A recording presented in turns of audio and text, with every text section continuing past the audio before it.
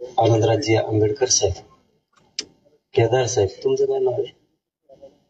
मोहन देशमुख साहेब, दानवे साहेब, एली साहेब, म्हणजे कोणाचं नाव विसरलं काही? अरे पण कम थोडा तरी कुंकडे येऊ वाढून काचा काचा तुला काय झालं?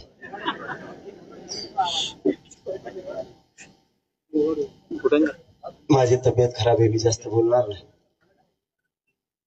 पण एकच सांगितलेलं आहे आणि आजही सांगतो, संतोष भैयाला न्याय मिळाल्याशिवाय आम्ही कोणीही त्या कुटुंबाच्या पाठीमागून एक इंच सुद्धा हलणार नाही. ती परिस्थिती या राज्याला आपण आणून दिलेली, किती खंबीरपणानं आपण देशमुख कुटुंबियाच्या पाठीशी याची परिस्थिती आपण त्यांना आणून दिलेली. दोन दोन आपण ठामपणानं त्यांच्या पाठीशी सगळं राज्य उभं आहे आणि सूर्यवंशी कुटुंबाच्या सुद्धा पाठीशी आपण ठामपणे उभा आहेत हे सूर्यवंशी कुटुंबियांना सुद्धा माहिती. या ठिकाणाहून फक्त एक महत्वाचं आव्हान आपल्या सगळ्यांना करतो आणि राज्यातल्याही सगळ्या जनतेलाही करतो आणि विशेष करून मराठ्यांनाही करतो. लॉंग मार्च सूर्यवंशी यांच्या न्यायासाठी मुंबईला चालला. ज्या रस्त्यावरून तो लॉंग मार्च जाणार असणारे गावागावातल्या प्रत्येक मराठ्यानं त्यांची नाश्त्याची, पाण्याची, जेवणाची व्यवस्था ताकदीनं करणे ही या ठिकाणाहून जाहीरपणानं सगळ्या जनतेला सुद्धा सांगतो. आता अटक झालेत, एक जण राहिलाय, त्याचाही शोध लागलच. ही साखळी खूप मोठी आहे, या राज्यानं कधी अशी साखळी बघितली नसेल, असलं कधी नेटवर्क या राज्यानं कधी बघितलं नसेल. इतकं स्ट्रॉंग नेटवर्क आहे, आपल्या कल्पनेच्या पलीकडे मायबापाव, आपल्या बापजाद्याने किंवा आपण असं नेटवर्क कधी बघितलं नसेल. 70-75 वर्षातल्या कुठल्या सरकारनं सुद्धा असं नेटवर्क आतापर्यंत बघितलं नसेल. इतकं स्ट्रॉंग नेटवर्क आहे. ही साधी सोपी गोष्ट समजू नका. आपल्या संतोष भैयाचा बळी यांनी घेतला, पण हे नेटवर्क इतकं मोठं आहे, याला खूप दिवस लागणार आहे सगळं सापडायला. वेगळ्या वेगळ्या टीमा आहेत, खंडणी मागणाऱ्या वेगळ्या टीमा, खून करणाऱ्या वेगळ्या, यांना घेऊन पाळणाऱ्या वेगळ्या, पैसा पुरवणारी वेगळी टीम, यांना झोपायला घर देणारी वेगळी टीम, यांना या ठिकाणाहून त्या ठिकाणाहून नेण्यासाठी वेगळी टीम, डाके टाकणारी वेगळी टीम, तसे गुन्हे आहेत त्यांच्यावर, छेडछाडी करणाऱ्या वेगळ्या टीम. म्हणजे माणसाला मानसिक खच्चीकरण करायचं जर एखादा विषय त्यांचा नाही ऐकला तर. म्हणून ह्या सुद्धा छेडछाडीच्या वेगळ्या टीम आहेत, बलात्कार करणाऱ्या वेगळ्या टीम आहेत, हे सुद्धा गुन्हे त्यांच्यावरती आहेत, चोऱ्या करणाऱ्या वेगळ्या टीमा, 307 करणाऱ्या वेगळ्या टीमा, आणि यांना सांभाळणारा एक जण. ह्या भयंकर टीम आहेत. ज्याने खंडणी मागायला पाठवलं तो सगळ्यात मोठा गुन्हेगार आहे. ज्यानं खून करायला लोक पाठवलेत, पाठवणारा सगळ्यात मोठा गुन्हेगार आहे. खून करणाऱ्यापेक्षा आणि खंडणी मागणाऱ्यांपेक्षा सामूहिक कट रचणारा, संघटित गुन्हेगारी करायला लावणारा सगळ्यात मोठा गुन्हेगार आहे. तो अगोदर जेलमध्ये गेला पाहिजे. आणि हा समाज शांत एवढ्यासाठी की मुख्यमंत्र्यांनी शब्द दिलाय, याच्यातला एकही सुटणार नाही, म्हणून लोक शांत आहेत. जर का रे बाबा मुख्यमंत्री साहेब यातला एक बी सुटला, सामना मात्र आमच्या संघ हे तुम्ही कधीच विसरायचा नाही. आमच्यावरती विश्वास ठेवणार हे सुद्धा संस्कार आहे. आणि एकदा विश्वासघात झाला तर त्याला रस्त्यावर सुद्धा आम्ही जाणतो. हे सरकारनं पाठीमागे सुद्धा बघितलेलं आहे आणि पुढं पण लक्षात ठेवावं. खंडणीतला आणि खुनातला एकही आरोपी सुटता कामा नये. आणि या दोन्ही टीमला, खंडणी मागणाऱ्या आणि खून करणाऱ्या टीमला सांभाळलं कुणी? त्यांचे फोन त्या 8-10 दिवसात किती वेळ झाले? त्यांनी एकमेकाला कुठली साथ दिली? हे चार्जशीट मध्ये येणं गरजेचं आहे. नसता तुम्ही म्हणताल की आम्ही आरोपी अटक केले, त्यांच्यावरती गुन्हे दाखल केले, परंतु तो तपासात आलाच नाही. तरी फसवणूक आहे. ज्या दिवशी आम्हाला असं वाटेल की यातला आरोपी सुटतोय किंवा ही सगळी 100-150 लोकांची साखळी धरली जाणार नाही, त्या दिवशी आम्ही राज्य बंद पाडलं म्हणून समजायचं. हे मुख्यमंत्र्यांनी लक्षात ठेवायचं. कारण ही लहान घटना नाहीये, ही खूप मोठी घटना आहे. त्यामुळं या कुटुंबाला 100% न्याय घेतल्याशिवाय आपण कोणी हटणार नाही आणि सूर्यवंशी कुटुंबाला सुद्धा न्याय दिल्याशिवाय आपण हटणार नाहीये. फक्त जागरूक राहा. या महाराष्ट्रातल्या सगळ्या जाती धर्माच्या लोकांनाही सांगतो, मराठ्यांनाही सांगतो, गाफील राहायचं थोडं आता बंद करा. सावध पावित्र्य घ्यायचं शिका.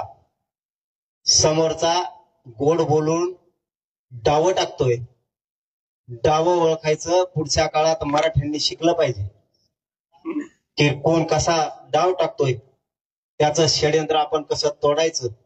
याबाबत आपण हमेशा सतर्क असलं पाहिजे, सावध असलं पाहिजे.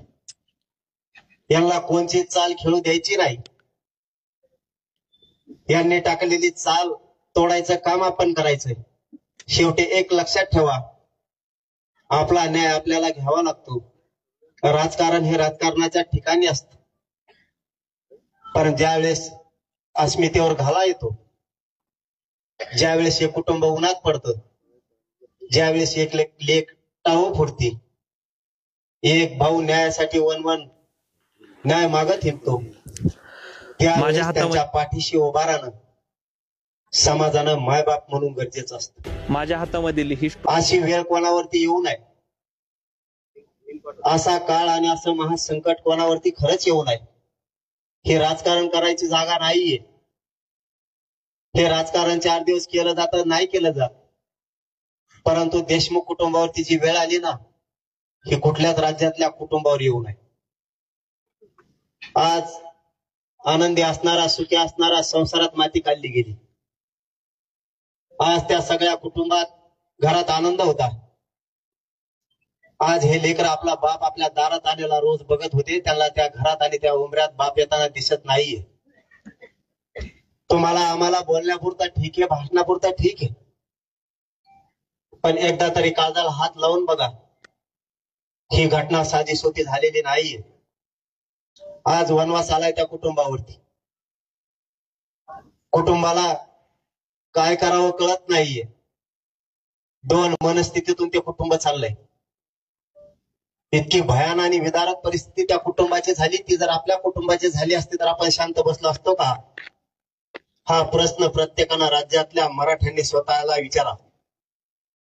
अशी वेळ कोणावर येऊ नये आणि पुढच्या काळात येऊ द्यायची नसेल तर या धनंजय मुंडेच्या टोळ्या आपल्याला संपवाव्या लागणार आहेत, त्याशिवाय चालणार नाही.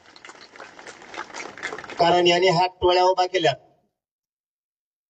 कारण त्याचं नाव आपण कधी घेत नव्हतं, पण ज्या दिवशी धनंजय देशमुखांना पोलीस स्टेशन मध्ये जाऊन धमकी देण्यात आली, त्या 26 दिवसानंतर आपण त्याचे लोक शांत केले नाही म्हणून त्याचं नाव घ्यायला सुरुवात केली.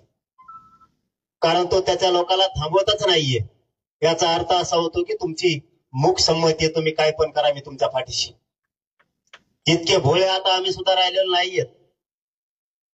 आम्हाला आमच्या समाजाला कुठल्या पद्धतीने न्याय द्यायचा इथपर्यंत आम्हाला कळतंय. तुम्ही जाणून बुजून किती जाती विष घालायला लागलात हे आम्हाला कळतंय. तुम्ही मीडियात कोणती भाषा बोलताय आणि जनरल बसल्याच्या नंतर कोणती भाषा बोलताय तेवढी अक्कल आम्हाला आहे. तुम्हाला वाटत असेल आम्ही खूप ताकदवर आहेत, पण एकदा जर मराठा बिथारला तर तो टोळी चटणीला सुद्धा पुरणार नाही. ही धमकी नाहीये, हे सत्य आहे. तुम्ही जर तुमच्या टोळ्या, लाभार्थी टोळ्या जर रस्ता रोको करत असतील, मोर्चे काढत असतील, आंदोलन करत असतील, तर हे राज्यात वेगळा पायंडा पडायला लागला. या राज्यात कधीच मराठ्यांनी किंवा कोणत्या जातीनं आतापर्यंत आरोपीच्या बाजूने आंदोलन केलेलं मला तरी आठवत नाही. या राज्यावरती आणि या लोकांवरती संस्कार आहेत. त्यांनी कधीच असा प्रयोग करण्याचा प्रयत्न केला नाही की आरोपीच्या बाजूला मोर्चे काढावे. पण आता अशी शक्यता दिसायला लागली की या धनंजय मुंड्याच्या टोळीनं मोर्चे काढायला सुरुवात केली. आता इथून पुढे जर आरोपीनं काही केलं तर लोक आपण आपल्या जातीच्या आरोपीच्या बाजूला मोर्चे काढायला आता सुरुवात करणार आहे. कारण रूढ तुम्ही पाडली. कोण जातीवाद नाही करत. दाखवून द्या कोणी जातीवाद केलाय. एकदा समोर येऊन दाखवा आम्ही कोणता जातीवाद केला.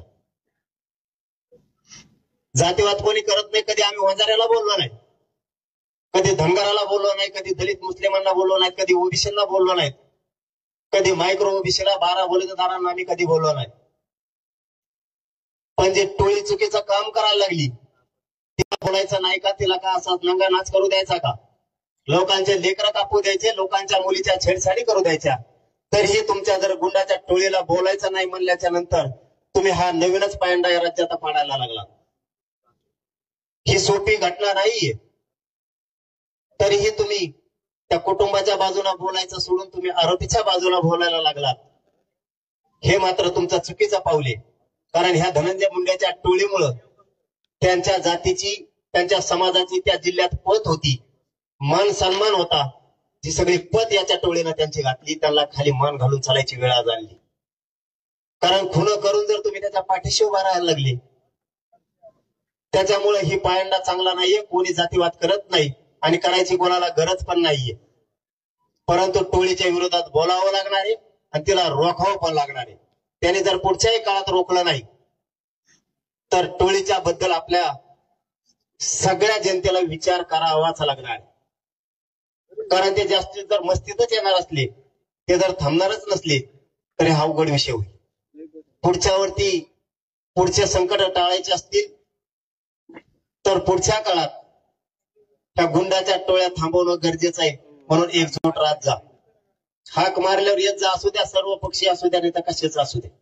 हे सर्व पक्षी म्हणलं काही जण लई कणत येत. आता काय करावं मलाही कळत नाही. असुदला तरी असू द्या. एखाद्या वेळेस लेकीच्या हाकीला मान द्यायचं शिका. लेख बाळजर टाव फोडती साठी माझ्या बापाच्या न्यायासाठी तुम्ही या, तर आपण आलं पाहिजे. आपण नाही मान सन्मानाचा विचार केला पाहिजे. खाली जागा मिळाली नाही तर वर मिळाली नाही तर नाही मिळाली तरी चालत. पण इथून पुढचा पायंडा मान सन्मानासाठी नाही तर न्यायासाठीच पडला पाहिजे. त्यासाठी मिळेल तिथं बसायची तयारी आपण ठेवली पाहिजे. न्याय आपल्यासाठी खूप महत्वाचा आहे. तरच या एकजुटीला किंमत आहे, नाही तर या एकजुटीला काही किंमत नाही तुमच्या माझ्या. संतोष देशमुख आणि सोमनाथ सूर्यवंशीच्या कुटुंबाला न्याय मिळाला पाहिजे. त्यासाठी आपण सगळ्यांनी पुढच्या काळात जे आपल्या समोर आणखीन प्रकार येतील ते पाहून आपण